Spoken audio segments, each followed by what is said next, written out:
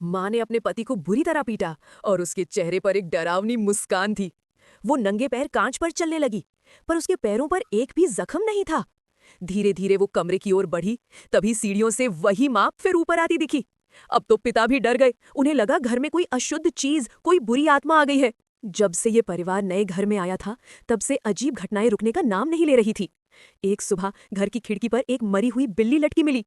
छोटी बेटी डर के मारे बेहोश हो गई और उसे अस्पताल ले जाना पड़ा।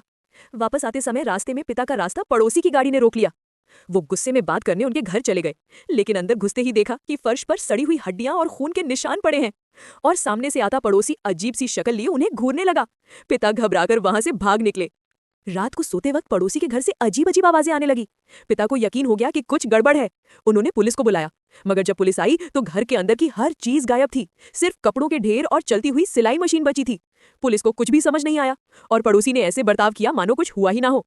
पिता ने हार मानकर अपने भाई को बुलाया, जो एक पादरी और भूत प्रेत भगाने वाला था। मगर वो पहले एक असफल तंत्र में किसी को मरवा चुका था, इसलिए डर के कारण उसने मना कर दिया। फिर भी भाई का परिवार बचाने के लिए वो लौट आया। जब उसने सच्चाई जानी तो पड़ोसी के घर गया। वहां उसे पता चला कि पड़ोसी पहले ही मारा जा चुका है और जो बुरी आत्मा अब उसके घर में है वो वही लड़की है जिसे वो कई साल पहले निकाल नहीं पाया था। वो आत्मा कसम खा चुकी थी कि वो उस पादरी के पूरे परिवार को खत्म कर देगी। रात को सबको एक कमरे में सुला दिया गया, क्योंकि आत्मा किसी के भी शरीर में घुस सकती थी। आधी रात छोटे बेटे ने पेशाब करने के लिए उठना चाहा, लेकिन आत्मा उसके रूप में सामने आई और पादरी पर चाकू से हमला कर दिया। मगर चाकू उसके चेहरे से पहले ही रुक गया, क्योंकि पादरी पहले से तैयार था। उसने पूरे कमरे में कैमरे लगाए थे और हर चीज रिकॉर्ड कर ली थी। अब आत्मा और भी शक्तिशाली हो चुकी थी।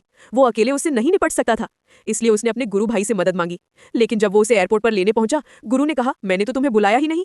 तभी पादरी को एहसास हुआ कि वो तो बुरी आत्मा के जाल में फंस चुका है।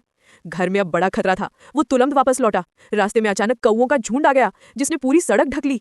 गाड़ी सीधे पहाड़ से नीचे गिर गई और सब बेहोश हो गए। गाइस, वीडियो को लाइक करना और नेक्स्ट पार्ट देखने के लिए चैनल को सब्सक्राइब करना मत भूलना।